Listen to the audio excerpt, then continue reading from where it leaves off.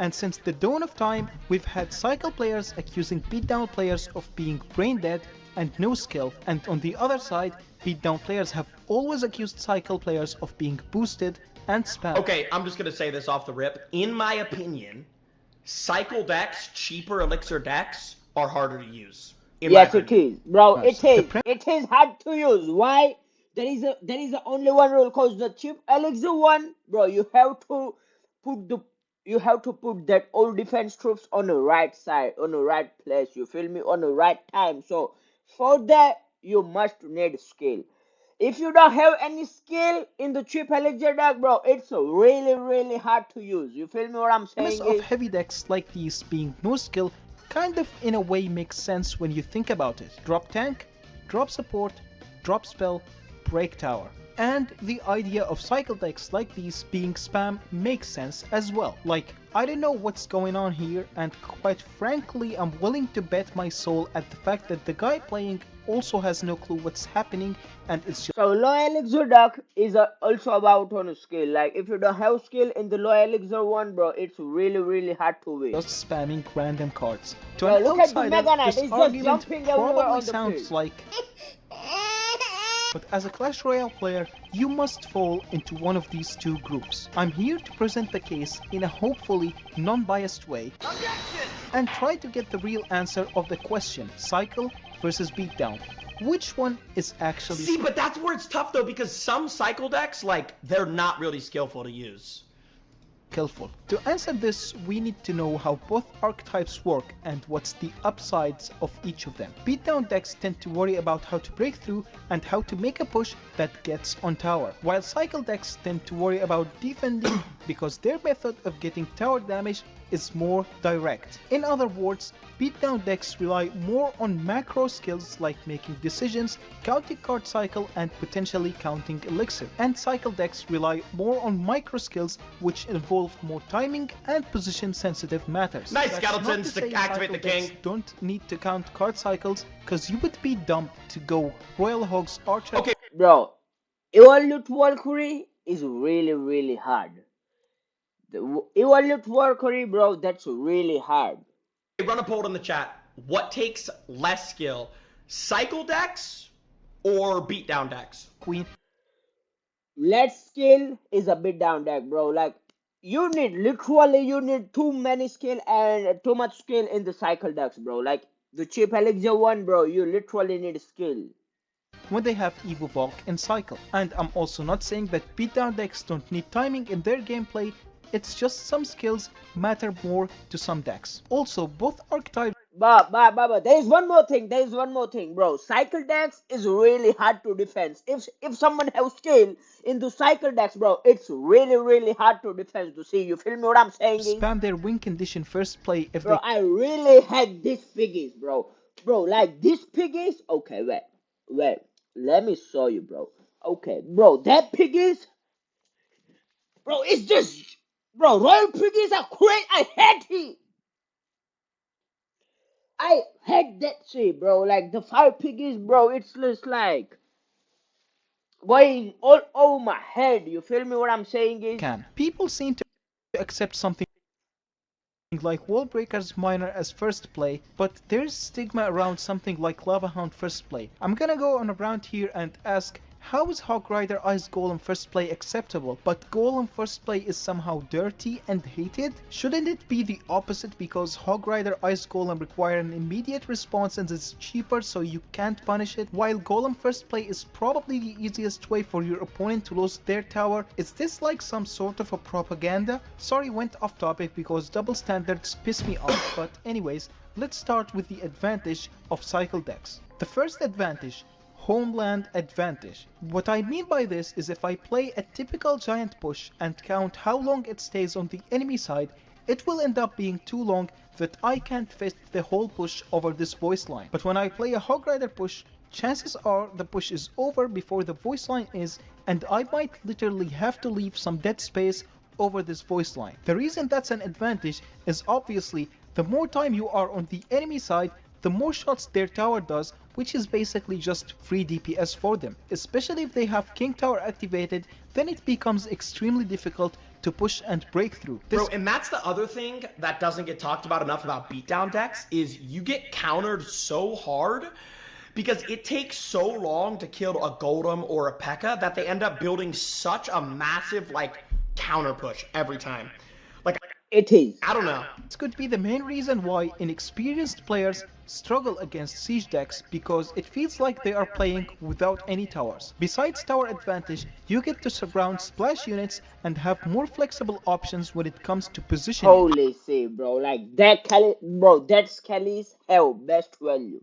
Bro, those Skellies got a best value, bro. I ain't gonna lie, bro. Like, I'm sorry, but the fact that a 1 elixir skeletons counters a 6 elixir Sparky is absolutely disgusting. Like, that bro, that's amazing. should not be in the game. Kite No, that's cool, bro. Like, come on, man. Like, bro, if you dead ass, bro, you. Anyways, leave that shit, bro. Like, and I other- don't want to speak anything, cause if I do, I know you fucking like all the Jynxzi gangs, all of you. You will start hating me in the comments, right? forms of control are all only possible if the action is happening on your own side of the arena. those all Don't are mind me skills. completely lying straight Those to your all face are here, but I guess you skills. can tell this is an exception, not the rule. Imagine being able to build anything, for any reason, in any style, at any scale. The second advantage, anti-starting hand. If you're unfamiliar, Yes! Oh my god, I'm glad he said this. Bro, with cycle decks, it's almost impossible to get first-handed. Because you can just get to your defensive units quick with an Ice Spirit or Skeletons. With beatdown decks, you get first-handed so much, it's insane. with it, Like if I'm using my giant graveyard deck and somebody literally goes hog guards first play, and bowler and witch are my 2 last cards, my tower's gone, like literally gone instantly. start handing someone is basically doing something really stupid at the start of the match, like Lumber. Or like Lumberloon, and then like let's say I have witch and minions as my 6th and 7th card, like it's GG's, bro. It's literally GG's. That is the worst thing about beatdown decks. On the bridge first second. People usually do this in hopes that your air counters are out of rotation and possibly even the last couple of cards in your deck. Now, as a cycle player, if you get Lumberloon first See? second Like, look in at the this. game, Bro, you can that's the only reason I really love the cycle decks, you feel me, bro? It's like just like quick.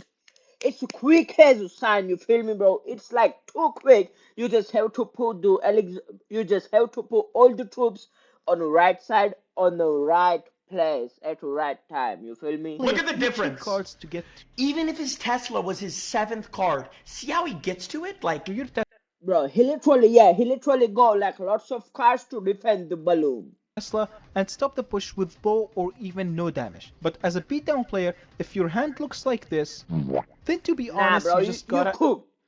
You cook. You can't literally, bro. There is no chance you can defend that accept shit. that you lost your tower. yeah, the worst thing to do with a beatdown deck is defend in this scenario, because you need to just go for a tower trade. You're not stopping this. Bro, Sure, yeah, you your could tower play your is small gone, spell bro. in hopes that your Bro, Phoenix I can't. I'm ranting, but I can't stand when I specifically play Lumberloon players and my air unit is my 7th or 8th card. I lose my mind. isn't your lost card, but it's not worth the risk. In this situation, you're probably better off dumping Nah, all bro. your stuff on the Yeah. opposite lane and hoping your tower trade works out fine. The third advantage, cycling evolutions. Beatdown decks can use evolutions. It's not like the mechanic is disabled for heavy decks, but the main issue lies in how the evolutions are designed. See?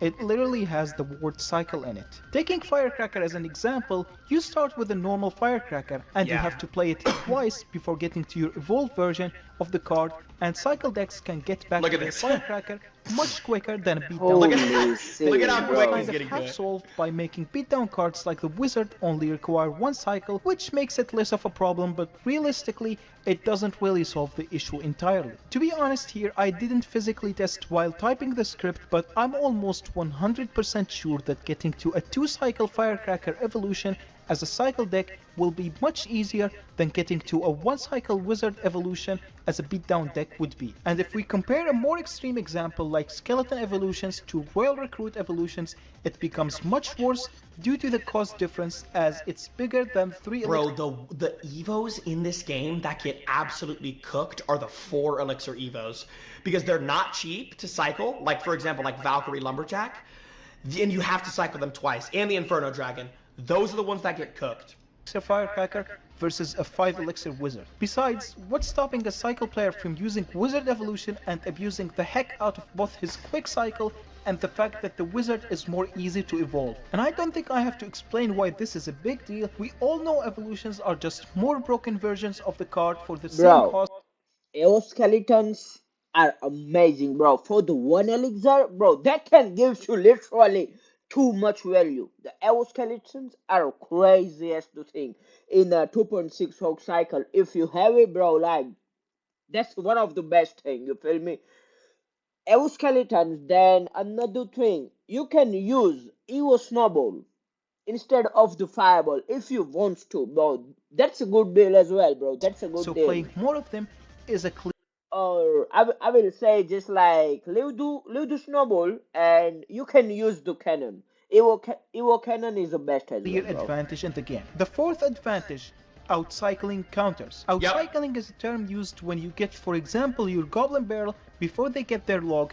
Therefore, you outcycle. Bro, this is like the oldest trick in the book, but like, I mean, everybody knows, like, if you're a Hog 2.6 player and you just outcycle an Inferno Tower or a cannon, it's like, it's just such a broken mechanic. Cycled their log. Having a faster cycle means if a hog player played their hog and had it die to a mini P.E.K.K.A, they can just bop, bop, bop, and boom, that's another hog rider before the enemy gets back to their mini P.E.K.K.A. A giant player, for example, would get their giant destroyed by a mini P.E.K.K.A and then would have to play multiple expensive So at the end cards of the to get video, back is he gonna say like what he thinks is less skill? their giant, only to see that the enemy has his mini P.E.K.K.A again already. Clearly, always having that key card counter in your hand due to a faster cycle is an incredible advantage that one can't underestimate. Especially if the enemy has multiple cards that gets countered by the same card, then if you have a very quick cycle, you can use that counter on both of them at the same time. The fifth advantage, spell cycling. Normally when you start the game, both you and your opponent have full HP tower, so technically there is no advantage state. Unless one of you two is playing a cycle deck, then that person would be able to cycle their spells much quicker when overtime is starting to come close to an end. Any cycle player is automatically at a constant advantage against any beatdown player if they are at the similar damage or even slightly lower in damage. This results in a case where the beatdown player has to constantly approach to prevent his slow, inevitable death to overtime, while the cycle players can just defend and slowly damage down the tower because they know they are winning the race. This guy's ball knowledge, bro. Nah, bro, like, but there is a thing with, bro, like, cycle players, they don't have that many advantages, but that, look, listen, maybe they do, but the thing with the cycle player, bro, you have to really careful about, cause, like, bro, if you miss couple of times, like, if you miss, like, in the defense, you fucked up. If you miss defense, bro, you really fucked up, cause into cycling, that's a really hard to defend. On defense. And in Clash Royale, usually the player that starts first loses the game as defense is way stronger and far more superior than all. This is what I always try to say, and like, it's the most simple way to look at Clash if you actually want to like rank up and get trophies. If you just let your opponent push into you and just understand counter pushing, you'll win so much more. The reason why a lot of people lose in lower arenas or when they're starting out is because they just put cards on the other half and then you're fighting their troops and their princess tower, whereas they're only fighting your troops. And that princess tower eats. So then you just end up getting counter pushed. Like it is, I don't think it'll ever stop in like low arenas, but if more players just played more passive, they would win way more. Ever downloaded a mod that completely wrecked your PC? That's why I use WeMod. I've been using WeMod for a long time. Offense. The sixth advantage, spell value. As a cycle player, your small cheap cards don't give up that much spell value. For example, having 2 or 3 of your cards get caught in a poison often results in an equal trade, This guy's which is ball bad, knowledge, bro. but not the end of the world. But if you face a beatdown player clipping like just 1 card in your poison, mostly gives you an equal trade. Clipping 2 or more cards For example, is an Lightning instant versus double the Evo value, Witch. which I isn't hate really that hard, because a beatdown push would have to consist of more than one single troop. Not to mention having a spell as a cycle player gives you Bro, free tower damage if the enemy invests bro, and it plays on this point, I had to rocket launcher. I really had to rocket, bro, cause bro, whenever I using the beat down decks like the heavy one, bro, whenever I look, so I got a giant and executor deck. I got a mega knight and executor deck. So I love executor as a defense, right? So executor is my one of the troops who defends on the ground base and on the air base. So whenever I put executor and whenever my opponents got rocket, bro, they just do rocket straight away, and for that cycling value, bro, they have two advantage. They just not killing my executor, but the same time they are literally damaging my tower as well. Maybe like 7-8% straight, bro. That's too much advantage with cycling. I mean spell one. a unit in the back, which would scare them off from playing in the back, so the pushes would become Wait, less effective, I thought Rocket didn't kill Sparky anymore. No, it It do, kills Sparky dumbass. now? as It they would do, generally dumbass. bank less elixir from them if they do that. The seventh advantage, 3-card cycle. We all know you can't have two Oh, of the this is same crazy. champion deployed at the same time. Dude, this is the #1 thing I learned from Muhammad Light. Like, he is the best in the world at using 3-card cycle. It's insane. Instead of putting the champion in your hand but grayed out, which what they should have done, Clash Royale decided it would be completely out of your card rotation, which makes it so you are playing with just 7 cards Look at that. as long as the champion Bro, Look at what that. is isn't he dead. doing? Literally take anything I talked about regarding outcycling and turn it up to 11. You can get your win conditions much quicker now. You can get the necessary counters much quicker too. Spell cycling starts looking like a meme. Bro, how do you even counterplay this crap, dude? Hell, you Bro, can even that's what I mean, bro. Whenever they using rocket, bro, you literally can't able to counter that, bro. You can't able to defend that shit, bro. Like you are able to. Yeah, only one way to defend the rocket, Monkey King, bro. That's a Monkey King. That he's the only one who can defend that shit. If you have a Monkey King, bro, that's a different. deploy 2 royal deliveries with 1 elixir bar. How is that even possible? 3-card cycle is a thing and beatdown too, but your champion will die before you get a full rotation because of how slow your cycle is. Whereas with cycle decks you probably could go over your cards multiple times if you can protect your champion well enough. Alright, enough attacking cycle decks. I'm pretty sure some people are very offended, so now let's go over beatdown advantages. The first advantage, comeback mechanics. Normally, cycle players lose an entire game with the moment they lose their tower. Their win conditions are usually very slow at dealing damage. It's almost impossible for them to recover, let alone win a 2-tower game. But a golem player... Yeah, bro, if you're up like 1,000 damage on a minor poison player, or like 1,500, the game is over. Because that deck's entire model is just keeping control of the entire game. But if you get too big of a deficit, it's over. But with beatdown decks, like a golem deck or a giant deck, you can be down a tower and still win as long as they make some mistakes. could lose his first tower, then lose his second tower, and then have his king be at like negative HP, and then he will go like, alright, that's winnable, bro. Like, bro, do you not see your Oh, it just took 1 push. The second advantage, pocket power. The word pocket is often used to refer to this space that... Bro, what is pocket Sneaky power? golem in the pocket. I need to do that today. Bro, what is we pocket need power? to run a golem deck. opens after you break your enemy tower. Deploying cards here is called playing said card in the pocket. This pocket is more useful to beat down players than it is for cycle players for many reasons. First of all, it exposes enemy buildings as it would allow you to play things directly on top of them. Okay. So yeah, that's a pocket. Alright, I got it. Which kills the whole point of them. It also allows you to split your push in a way that would make it stronger against splashing troops or prevent you from giving them extra spell value. And you can also play something to tank for a counter push, as it's instant, people might be caught off guard by it. The third advantage, less decisions. Your card as a beatdown player costs about an average of 4 elixir. Given that you get 1 elixir every around 3 seconds, that's roughly dropping 1 card every 12 seconds. Bro, to put it simply, and I know I'm yapping, I'm just really passionate about this. To put it simply, it's harder to make major mistakes with beatdown decks. They're much easier to play. There's less decisions, you know? With a log bait deck or a minor poison deck or even a hog deck, the skill gap, there's a lot more room for error because you have to make much more decisions, like a lot more decisions. Yes, you have to. Mostly when they're pushing towards your tower, bro, you have to defend your tower, and you are literally under pressure at that time, bro. If you make like mistakes, bro, the bro, those biggest duck, they literally gonna kill your tower like straight. You feel me, bro? Like, so yeah, of course it's very very hard with small decks. You feel me? I mean, the hog cycle and the minor poison cycle, it's really really hard to defend.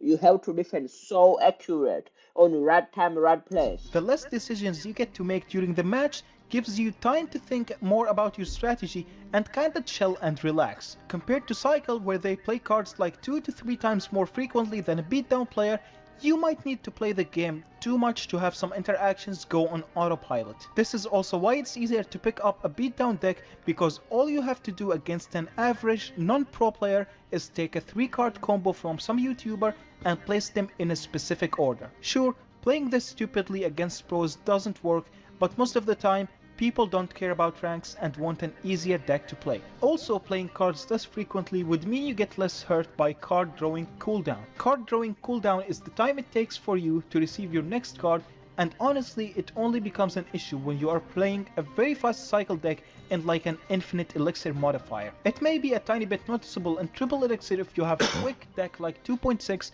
which is why I'm mentioning it, but it isn't a massive deal breaker. The fourth advantage: side control. Beatdown pushes aim towards taking an entire tower in 1 or 2 pushes at most. Cycle decks, on the other hand, tend to slowly chip down the tower for a few hundred damage multiple times per match. This means if a beatdown player dealt like 500 damage to one of the towers and had to switch attacking to the other lane, it wouldn't be a big issue for them. But a cycle player switching away from the tower they were chipping is very taxing and often would lose them the entire game. This is where beatdown players have an advantage, because if your tower gets a bit damaged from some royal hogs, it can turn to an advantage state for you. Simply play your Sparky in the back on your weaker tower side, as you switching your attacking lane hurts the cycle player more than it hurts you. The units you keep playing in the back of your weaker towers act as a permanent push blocker, as no one in his right mind will play their royal hogs into an electric dragon. It's mostly a general rule that cycle players would want to go opposite lane,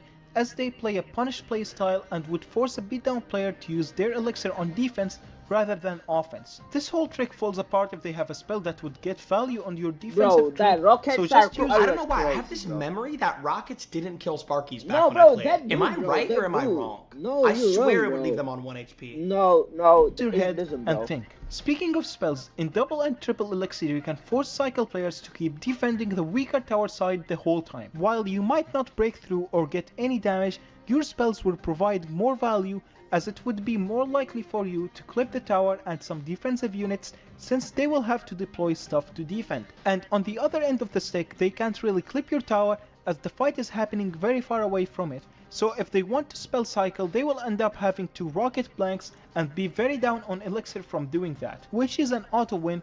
Bro is not defending this push, I'll tell you that. The fifth advantage, if you don't defend, bro, if you literally are not defending the goblin giant, if you're not defending the P.E.K.K.A, bro, you're gonna get fucked, bro. Like, no, literally not God can save you. damage efficiency. Let's say you have 0 elixir and got caught with your pants down.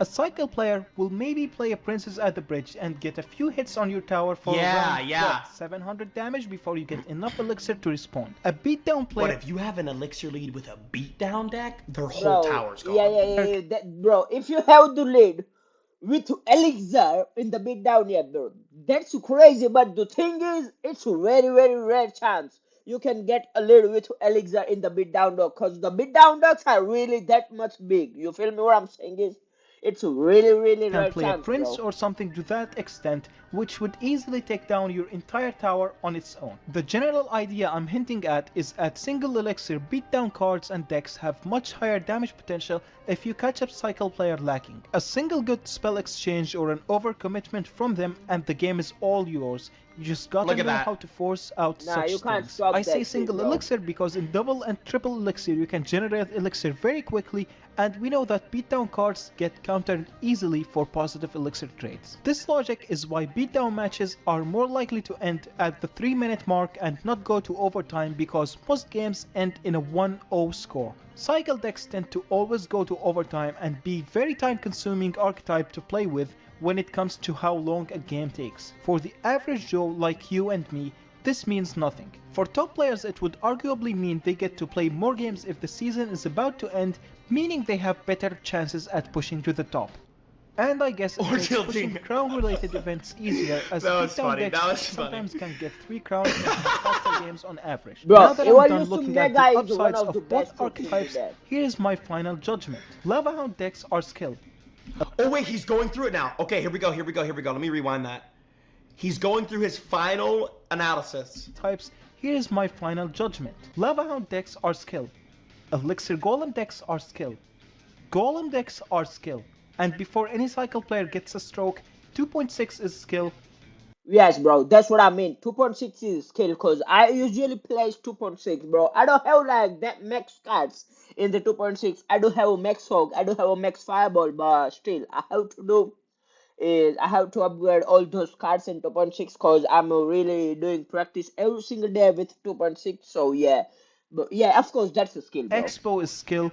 And Log Bait is skill. Holy see, I was playing with Xbox as well, but I think I'm not that much comfortable in the Xbox, cause every single time I'm playing Xbox, bro, I'm going beat by opponents every single time. So yeah, that is, bro. I don't wash my hands, just hands up, bro. Like I can't beat my opponent with Xbox with. I think Xbox is harder than 2.6. That's what I think. Xbox is a 2.8, 2.8 Xbox or 3.0.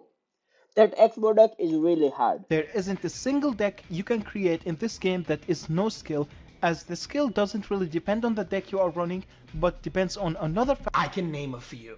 factor, Okay. and it is Probably been in this position before. Holy You're playing shit, your bro. favorite Roblox Advertise game, and you is want to such spend a- some a Robux so right that you can take thing. yourself to the next level. The matchups. Let's take a look at Hawk 2.6, and that's a deck that is See, but he's actually right though. I had a feeling he was gonna go this direction. specifically designed to counter beatdown decks, or at least it feels like it because it has all the tools to defend and pressure them perfectly. Now, if you are a beatdown player and claim that 2.6 is a brain dead, zero skill Bro, deck, how the fuck you gonna stop two golems at the same you time? would be partially correct, as the matchup is really stupid that it you isn't really fair. need two But your mosquitoes. wording would be where your logic is flawed, as beating Lava Hound Miner Lightning decks with 2.6 would require you an insane amount of skill, since Musketeer is your only air counter. Another Yes. example is Expo, which usually has an amazing matchup against Lava Hound decks because they don't have much ground cards to Bro, actually block that fireball was the amazing. I ain't Expo, gonna lie, so bro. it's That free fireball tower was blocks. cool. And with their amazing. quick cycle, they can easily spam Teslas and dominate the match, which is why I would accept 100% if a lava player says Expo is no skill. But then you have the giant graveyard matchup, making Expo the most skillful deck on existence Yep. if you manage to win that matchup. Like, the giant graveyard player has got to be an actual bot to lose such a matchup, because that deck is sometimes literally used by pros to snipe Expo, as it's a free win. And the examples can keep going on and on forever. I guess what I'm trying to Bro, say that is rocket we is as a the community best, are yo. ignorant for calling an entire deck no skill. Instead, we should become more mature and realize that the core issue is just the matchups. Now this will upset a few people, but cycle decks on average tend to have less polarizing matchups in general, so realistically I think it would be fair to say that they are relatively lower skill than beatdown decks. I disagree. So what I think, and this is coming from somebody who has never ever mained a cycle deck. I've only tried cycle decks. I think cycle decks are harder. Every deck in this game takes skill. Every single deck. I don't Yes, care what it deck is. you're using. There's so many mistakes you can make. But with cycle decks, you have to make more decisions. So like Bro, that's what I told you in the beginning of the video as well, bro.